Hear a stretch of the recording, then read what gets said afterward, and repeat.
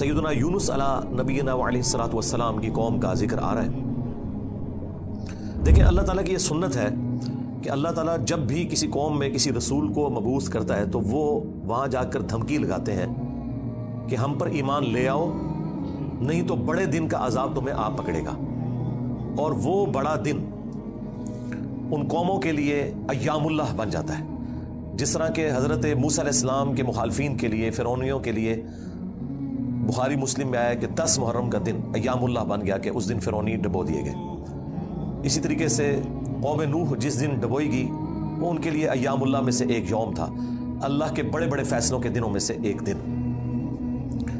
تو رسول ہمیشہ یہ دعوت دیتے ہیں کہ ہم پر ایمان لاؤ، اور اگر ایمان نہیں لاؤ گے تو بڑے دن کا عذاب تمہیں آ پکڑے گا، اور الٹیمیٹلی عذاب آتا ہے اور اللہ تبارک و تعالیٰ اہل ایمان کو انبیاء کے ساتھ بچا لیتا ہے اور مخالفین کو تباہ و برباد کر دیتا ہے، کبھی سمندری طوفان کی شکل میں، کبھی آسمان سے پتھروں کی بارش کی شکل میں، کبھی تیز آندھیوں کے عذاب کی شکل میں، کبھی زمین میں دھسائے جانے کی شکل میں، مختلف شکلوں میں اللہ تعالیٰ کے عذابات آتے ہیں۔ اور یہ رسولوں کے کیس میں ہے، کیونکہ اللہ تعالیٰ نے پیٹ رول رسولوں کے کیس میں بیان کیا ہے، کتب اللہ لأغلبن انا ورسلی، اللہ تعالیٰ نے اپنی ڈیسٹنی میں، تقدیر میں یہ بات لکھ دی ہے کہ میرے رسول، بے شک میرے رسول اور میں ہی غالب رہوں گا۔ تو ظاہر ہے کہ رسولوں کا غلبہ اسی صورت میں ہوگا کہ جب رسول دھمکی لگانے کے بعد خود قتل نہ ہو جائے بلکہ ان کے مخالفین تباہ ہو جائیں اور رسولوں کو اور اہل ایمان کو اللہ تعالیٰ بچا لے۔ ایک ایکسیپشنل کیس سیدنا عیسیٰ علیہ السلام کا ہوا ہے کہ اس وقت ان کے مخالفین تباہ و برباد نہیں ہوئے، حضرت عیسیٰ علیہ السلام کو اللہ تعالیٰ نے زندہ آسمانوں پہ اٹھا لیا۔ یہ ایک یونیک ایکسیپشنل کیس ہے، لیکن اس کے بعد سے اب تک یہودی اللہ تعالیٰ کے زیر عتاب ہے اس حوالے سے کہ انہوں نے اپنی روش درست نہیں کی، اور پھر آخری عذاب کا کوڑا حضرت عیسیٰ علیہ السلام کے ذریعے ہی پڑے گا ان یہودیوں پر، اور وہ جب دنیا میں آئیں گے تو پھر یہودیوں کے خلاف قتال کریں گے۔ دنیا میں ان کا دوبارہ آنے کا مقصد ایک اعتبار سے اس حساب سے بھی بن جاتا ہے کہ انہوں نے اپنی مبارک زندگی میں اپنے مخالفین کے اوپر عذاب نہیں دیکھا تھا، وہ اب جب دوبارہ دنیا میں آئیں گے نا تو وہ عذاب اللہ تعالیٰ ان کے ذریعے ان کے مخالفین پر نازل فرمائے گا۔ یہ بھی ایک حکمت ہے حضرت عیسیٰ علیہ السلام کی دوبارہ دنیا میں آنے کی، اگرچہ یہ ان کی اولادیں ہیں لیکن روش تو انہوں نے نہیں چھوڑی۔ ایک اور ایکسیپشن ہے وہ یونس علیہ السلام کی ہے، ان کے کیس میں تو اللہ تعالیٰ نے بالکل ڈیفرنٹ ایک فیصلہ فرمایا کہ یونس علیہ السلام کی قوم نے جب عذاب کے آثار دیکھے تو انہوں نے توبہ کی اور اللہ تعالیٰ نے ان سب کا ایمان قبول کر لیا، اور وہ قرآن میں آتا ہے کہ 1 لاکھ سے بھی زیادہ لوگ تھے جو سارے کے سارے ایک دن میں مسلمان ہو گئے۔ یعنی یونس علیہ السلام کی سال ہر سال کی تبلیغ نے کوئی اثر نہیں دکھایا، جب عذاب کے آثار نظر آئے تو انہوں نے ایمان قبول کر لیا۔ یہ صرف یونس علیہ السلام کی قوم نہیں، باقی قوموں کے بارے میں بھی سورۃ الانبیاء میں آیا کہ جب کبھی بھی رسولوں کے مخالفین پر عذاب آتا تھا تو مخالفین اس عذاب کے وقت پھر چیخیں مارتے تھے اور کہتے تھے کہ یا اللہ ہمیں ایک دفعہ چھوڑ دے، اب ہم تیرے نبی کو مانیں گے۔ سب سے بڑا خبیث فرعون، اس کے بارے میں قرآن میں سورہ یونس میں ہی ہم پڑھ چکے ہیں کہ اس نے بھی موت کے وقت کہا تھا کہ میں ایمان لاتا ہوں موسیٰ علیہ السلام کے رب پر، بنو اسرائیل کے رب پر، اور پھر اللہ تعالیٰ نے جواب میں فرمایا آن، اس وقت اب ایمان لے کر آیا، اس وقت ایمان لانا تجھے کوئی فائدہ نہیں دے گا۔ جو جامع ترمذی میں بھی حدیث ہے کہ موت کے غرغرے سے پہلے پہلے توبہ قبول ہے۔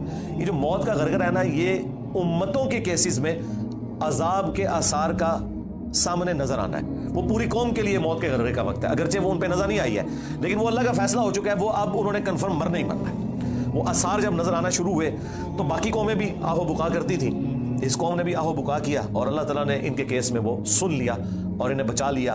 اور جب یونس علیہ السلام واپس آئے وہ تو دنگ رہ گئے کہ یہ کیا ہوا، میں تو انہیں عذاب کا وعدہ دے کے گیا تھا، یہ سارے کے سارے زندہ سلامت ہیں۔ اور اس سے بڑھ کر ان کو حیرانگی یہ ہوئی کہ وہ سب کے سب لوگ ایمان بھی لے آئے۔ تو اب حضرت یونس علیہ السلام کو وہ غم تو بھول گیا کہ میرا دیا ہوا وعدہ پورا نہیں ہوا۔ ظاہر ہے ایک امبیرسمنٹ تو تھی کہ آپ قوم کو کہہ کے نکلے ہیں کہ اب تم پہ عذاب آئے گا اور عذاب نہیں آیا، تو امبیرسمنٹ تو حضرت یونس علیہ السلام نے فیل کی، لیکن اس کی کمپنسیشن اللہ نے اس حوالے سے کر دی کہ جو ان کا مقصد ہے وہ پورا ہو گیا کہ لوگ ایمان لے آئے۔ آپ سورۃ الاعراف میں، سورہ ہود میں بھی دیکھیں گے کہ جب کبھی قوموں پر عذاب آتا ہے تو اینڈ پہ وہ قوم کا پیغمبر عذاب دیکھنے کے بعد اپنی قوم سے مخاطب ہو کے کہتا ہے کہ میری قوم، میں نے تو بڑی کوشش کی تھی کہ تمہیں اس عذاب سے بچا لیتا لیکن تم خود گمراہی پر تلے ہوئے تھے۔ تو عذاب کے بعد بھی قوموں کا درد پیغمبروں کے سینے میں رہتا ہے، ایک نیچرل چیز ہے، رقیق القلب ہوتے ہیں نا جو پیغمبر ہوتے ہیں۔ تو یہاں پر جب انہوں نے دیکھا صاحب ایمان لے ہیں تو ظاہر ہے کہ وہ ایک ہیپی اینڈنگ ہوئی ہے. کیا ڈراپ سین ہوا ہے. میں کبھی بعض اوقات یہ جب حضرت یونس علیہ السلام کی قوم کا واقعہ قرآن میں پڑھتا ہوں نا تو میں بڑی خواہش کرتا ہوں کہ میں جنت میں جا کے یہ منظر دیکھوں کہ وقت کا پیغمبر عذاب کی وہی سنا کے گیا ہے.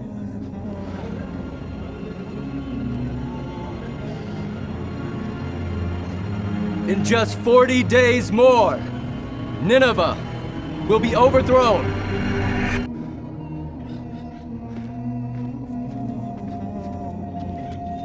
اور لوگ چیخو پکار کر رہے ہیں اور ایسا یونیک کیس ہو گیا ہے, سمجھ لیں مردے ہی زندہ ہو گئے کہ اللہ تعالیٰ ان کی چیخو پکار سن کے ان کی توبہ بھی قبول کر لیتا ہے.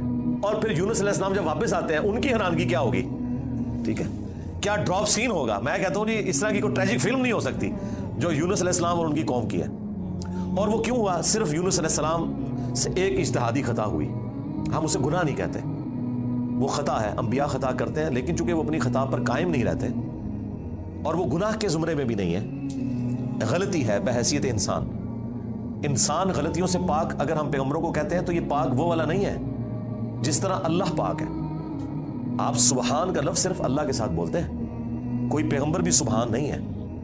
پرفیکٹ صرف اللہ ہے. دیکھیں انسان تو ہے ہی امپرفیکٹ. جب ہم نیند کے محتاج, کھانے پینے کے محتاج, اس کے بعد ٹوائلٹ کے محتاج اور سب سے بڑھ کر اپنی زندگی کے لیے اپنے رب کے محتاج, تو انسان تو پرفیکٹ ہے ہی نہیں ہے. پرفیکٹ صرف اللہ ہے جو کسی کا محتاج نہیں ہے. غلطیوں سے پاک صرف اللہ ہے, باقی غلطی تو کسی سے ہو سکتی ہے. لیکن پیغمبر کو ہم جو کہتے ہیں نا کہ پیغمبر غلطیوں سے معصوم ہے, عصمت انبیاء کا عقیدہ, اس کا مطلب یہ ہے کہ وہ گناہ نہیں کرتے. خطا بہرحال ان سے ہو جاتی ہے اور خطا جب ہوتی ہے تو اللہ تعالیٰ ان کی ریمیڈی فرماتا ہے, ان کی اصلاح کرتا ہے. وہ اپنی خطا پر قائم نہیں رہتے, رجوع کر لیتے ہیں. اور جب رجوع کرتے ہیں تو امت کے لیے وہ رول ماڈل ہوتے ہیں. آج کی ڈیٹ میں رسول اللہ صلی اللہ علیہ وآلہ وسلم معصوم ہے کہ اگر زندگی میں کوئی اجتہادی خطا ان سے ہوئی تو اللہ تعالیٰ نے اس کی ریمیڈی فرما دی اور پھر اس غلطی کو معاف کر دیا. وہ گناہ نہیں تھا, یہ ذہن میں رکھیے گا. گناہ اور غلطی میں فرق ہے. گناہ وہ ہوتا ہے کہ جو پوری وعید معلوم ہونے کے باوجود انسان وہ ایکٹیویٹی پرفارم کر لے. اجتہادی خطا یہ ہوتی ہے کہ وہ ایک ایسی صورتحال اس کے سامنے آئے جس میں اس کے سامنے دو آپشن موجود ہوں اور اس میں سے وہ ایک ایسا آپشن اڈاپٹ کر لے جو اللہ کی مرضی نہ ہو, اور جو اللہ کی مرضی والا آپشن ہے اسے وہ ترک کر دے. اور یہ وہ بدنیتی پہ نہیں کر رہا, اس کی سمجھ میں ہے ہی ہے اس کا آپشن, وہ نافرمانی سمجھ کے نہیں کر رہا. جس طرح نبی علیہ السلام نے کیا, غزوہ بدر کے قیدیوں کو چھوڑ دیا. سورہ محمد میں یہ آیت نازل ہو چکی بھی تھی کہ جب تک فتنہ مکمل طور پر ختم نہیں ہو جاتا آپ نے ان کو قتل کرنا ہے, اپنے مخالفین کو قتال کی آپ کو اجازت دی گئی. سورہ محمد کا نام ہی سورہ قتال ہے. ہاں جب فتنہ ختم ہو جائے اس کے بعد جو جنگیں ہوں گی نا, اس کے بعد آپ کی مرضی ہے, چاہے تو فدیہ لے کے کافر قیدیوں کو چھوڑ دیں اور چاہے آپ انہیں قتل کریں. اب بدر کے بعد فتنہ تو ختم نہیں ہوا تھا, لیکن نبی علیہ السلام نے یہ ایزیوم کیا کہ 70 سردار ان کے مر گئے, ان کی کمر ٹوٹ گئی, وہ جو 70 ہم نے قیدی کیے ہیں چلو ہم انہیں فدیہ لے کے چھوڑ دیتے ہیں, شاید یہ لوگ اسلام قبول کر لیں. اپنی شرافت کی وجہ سے نبی علیہ السلام نے ایسا کیا. تو اس پہ پھر اللہ تعالیٰ نے سورۃ الانفال میں آیت نمبر 67 68 میں فرمایا کہ اگر وہ پہلے آیت نازل نہ ہوئی ہوتی نا سورہ محمد کی تو ہم تمہیں عذاب دیتے اس عمل کے اوپر جو تم نے غزوہ بدر کے قیدیوں کو چھوڑ دیا, کیونکہ فتنہ تو ابھی ختم نہیں ہوا, تمہارا کام تھا قتل کرتے. اور حضرت عمر کا مشورہ بھی یہی تھا بخاری مسلم میں, لیکن نبی علیہ السلام اور حضرت ابوبکر اپنی شفقت کی وجہ سے انہوں نے یہ پلی لی کہ وہ آیت میں آیا نا کہ فتنہ جب ختم ہو جائے تو پھر تمہاری مرضی ہے, تو ہم یہ ایزیوم کرتے ہیں کہ فتنہ ختم ہو گیا.